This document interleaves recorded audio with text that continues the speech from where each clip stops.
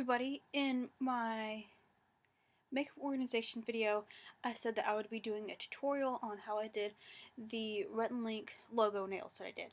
Now today I'm not going to be doing the Rhett and Link nails, but I'm going to be doing the same technique and I'm going to show you how I did it. I'm going to be doing leopard print nails over this Flower Cosmetics color called Don't Be a Wallflower. And what you'll need is a plastic bag, any kind of like zip top bag will work, and a clear nail polish. I like using this Sally Hansen Extreme Wear color, it's not really a color, call it Invisible, because it's a little bit thicker than like a top coat would be. If you want to just use a base or a top coat that's clear, that's good too. And whatever color or colors you're going to be doing the design on your nails. And you'll need some tape. I have this little duct tape that looks like has little Burmese cats on it. And whatever kind of dotting tool or whatever you're going to use to do the design on your nails. Now, I have this dotting tool that's not reacting well to the light that I have from Essence. And what I use for the Rhett and Link nails is just like a sewing pin. You can use the little tips of a bobby pin, a safety pin, or even if you have toothpicks available, that's good too. It just depends on if you're doing a kind of thicker design or thinner design. Like when I did the Rhett and Link nails, I used a pin because of the tiny little details, and some scissors to cut the tape, and the plastic bag. And if you're going to be doing a specific design or just like a freehand design, you'll need the design. You'll need the design of whatever you're doing, and probably some tweezers as well. So the first part is you want to cut your plastic bag, and you can probably just rip down the sides with the first part and cut off the closures. And you want to cut it to whatever size you think you'll need. When I was just doing the little accent nails before, I just had like a 3 inch square, and you'll tape that down to whatever surface. For the purpose of this video, I'm using a binder. You can use a desk, table, what have you, just whatever you have available to you.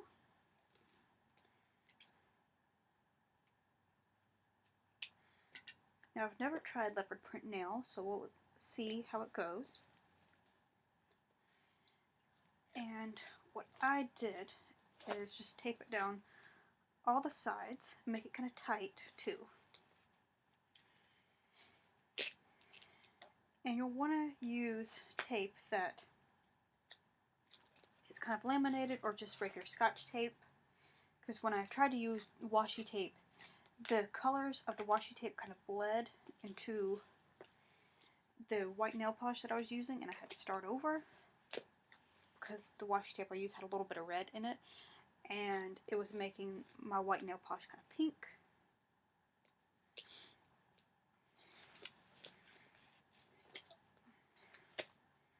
You can also find tips on this on how to do it on Pinterest,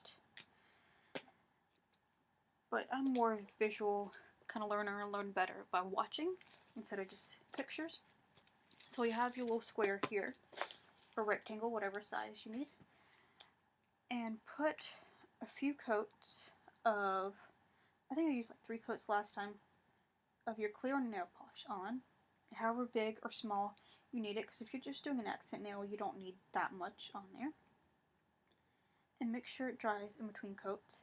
The reason I use about 3 coats is I want it to give the design a good base, because you're kind of making like a nail sticker.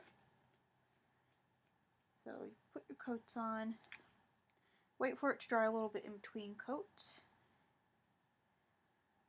and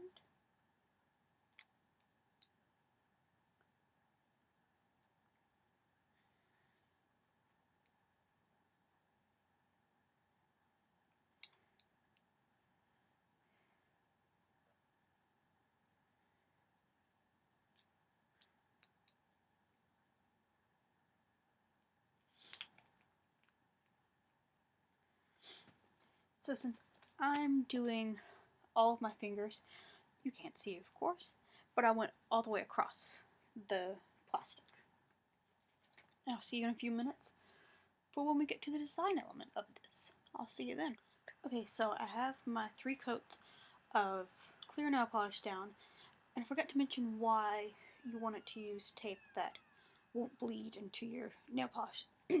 What I do is I have just little wells of the nail polish up here, and if you have enough room on your plastic you can do that. So I'll start out with just a little dot of each nail polish so that it won't get dried out while you're making your design. And I'm going to try to do a leopard print that has like a color in the center of the spot, and we'll see if I can use this to make the spots. Never tried to do leopard print like this, and you want to get a nail polish that's kind of thick and pigmented as well so that it shows up easily, unlike this kind of brassy one that I have here. But hopefully it'll make it work. Let's see. So all that I'm doing right now is taking a little bit of the brassy color and making dots, just randomly different sizes and shapes to the dots. And then, let's see if this works. Probably won't. Just go around and make just kind of organic little spots to make leopard print. So,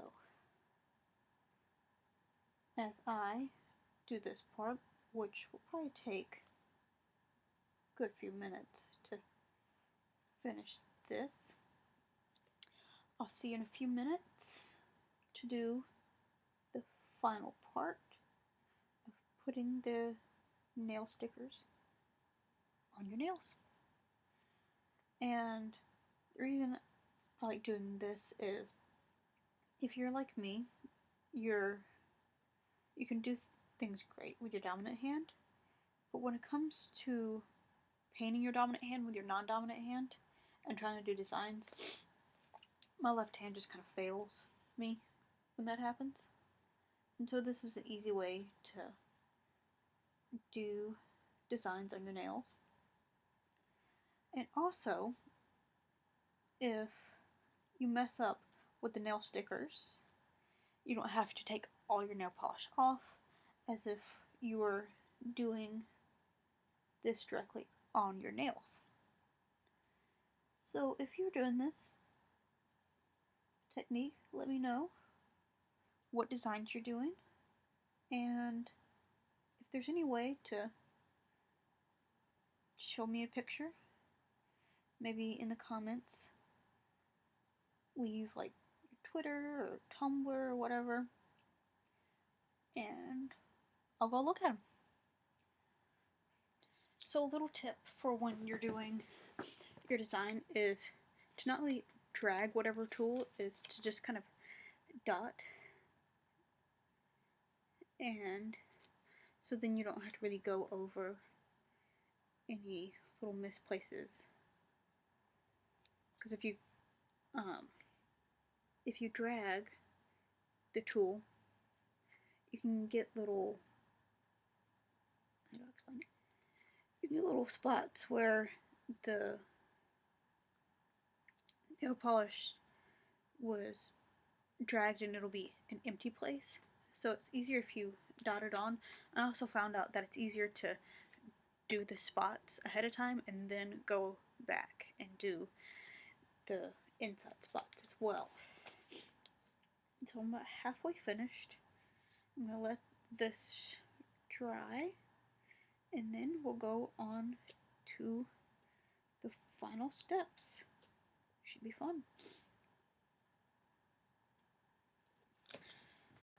Last step in making the stickers themselves is putting 1 or 2 coats of your clear nail polish on so that your stickers aren't very flimsy when you transfer them to your nails. I made the mistake the first time I tried to do this technique, and they kind of just curl up on themselves, kind of like if you were to use cling film or something, how it kind of curls up on itself. So I finished the design itself, and with this design, it's just kind of random, so they would just be random on my nails as well. So I'm going to put the 2 coats on here, let them dry, and then the final step in this whole process. This is the final step of the nail stickers, and you will need a small pair of scissors if you have embroidery scissors or manicure scissors, doesn't matter, a sewing pin, and it's kind of optional to have tweezers. It's up to you. And what you do is carefully get the needle underneath the sticker and very lightly loosen up the sticker, well, piece by piece, and then gently lift it off and cut it away.